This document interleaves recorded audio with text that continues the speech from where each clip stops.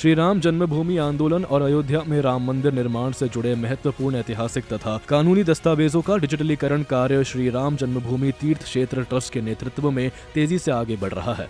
इस परियोजना के तहत राम जन्मभूमि विवाद से संबंधित लगभग 30,000 दस्तावेजों को डिजिटल फॉर्मेट में परिवर्तित किया जा रहा है, जिसमें Faizabad civil court, Lucknow high court और सुप्रीम कोर्ट में पेश किए गए प्रमाण, पुरातात्विक साक्ष्य, पुरानी अदालती फाइलें, आंदोलन के रिकॉर्ड और 500 वर्ष के संघर्ष से जुड़े अभिलेख शामिल है। ये दस्तावेज कई भाषाओं में हैं, जैसे संस्कृत, हिंदी, उर्दू, फारसी, अरबी, पंजाबी यानी गुरुमुखी और अंग्रेजी के साथ साथ कुल मिलाकर 38,000 से ज्यादा पेज है। श्री राम जन्मभूमि आंदोलन के प्रारंभ काल से लेकर अब तक यानी कि मंदिर निर्माण तक तमाम ऐसी तिथियां हुई, ऐसे साक्ष्य एकत्रित किए गए जिनका संकलन जो है लगातार होता रहा है।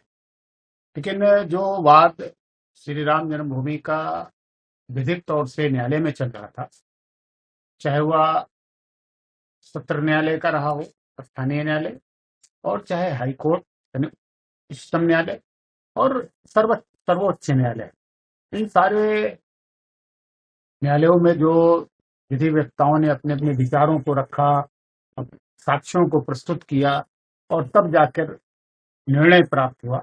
निर्णय प्राप्त होने के उपरांत जो विधि कार्यवाही में जो तमाम तरह के डॉक्यूमेंट्स निकले, उनको संकलित संग्रहण करने का कार्य जो है ट्रस्ट ने कराना प्रारंभ किया। हालिया जानकारी के अनुसार इस डिजिटलीकरण प्रक्रिया का बड़ा हिस्सा पूरा हो चुका है, जिसमें विभिन्न स्रोतों में करीब 80% कार्य संपन्न होने की रिपोर्ट है। ये कार्य करसेवकपुरम अयोध्या में चल रहा है और इन दस्तावेजों को इंटरनेशनल श्री राम कथा म्यूजियम एंड आर्ट गैलरी में संरक्षित किया जाएगा। ये जानकारी होगी कि लगभग 550 वर्षों का जो संघर्ष था, किस कारण से किया गया, किस इमारत यानी किस भवन के लिए किया गया, वह श्री राम जन्मभूमि के जन्म स्थान को लेकर संघर्ष था। ये सारे विषय जब वो पढ़ेंगे और एक निर्णय की जब कापियां देखेंगे वो, और डिजिटल तौर पर देखेंगे, आजकल तो भाई डिजिटल पूरा देश जो है वो डिजिटल आधारित हो गया है।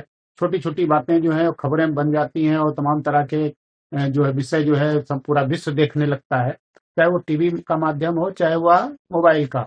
तो जब ये कंप्यूटर पर जब वो देखेंगे तो उनको पूरी जानकारी उससे प्राप्त हो जाएगी एक ही बार में।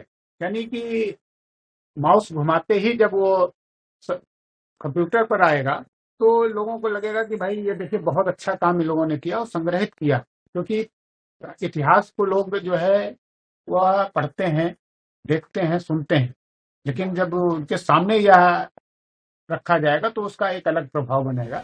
बता दें कि ट्रस्ट सुप्रीम कोर्ट से 2019 के ऐतिहासिक फैसले में उद्धृत साक्ष्यों के प्रमाणित प्रतियां प्राप्त करने के लिए औपचारिक अनुरोध भी कर रहा है, ताकि इन्हें म्यूजियम और रामायण गैलरियों में प्रदर्शित किया जा सके। ये पहल न केवल इन दस्तावेजों को स्थायी रूप से सुरक्षित कर रही है, बल्कि शोधकर्ताओं, छात्रों, इतिहासकारों और आम जनता के लिए एक क्लिक में सुलभ बना रही है। इससे राम जन्मभूमि आंदोलन की पूरी गाथा पारदर्शी तरीके से भविष्य की पीढ़ियों तक पहुंच सकेगी। साथ ही भारतीय सांस्कृतिक और धार्मिक विरासत को डिजिटल माध्यम से मजबूत करने में महत्वपूर्ण योगदान दे रही है। ब्यूरो रिपोर्ट, सूर्य समाचार।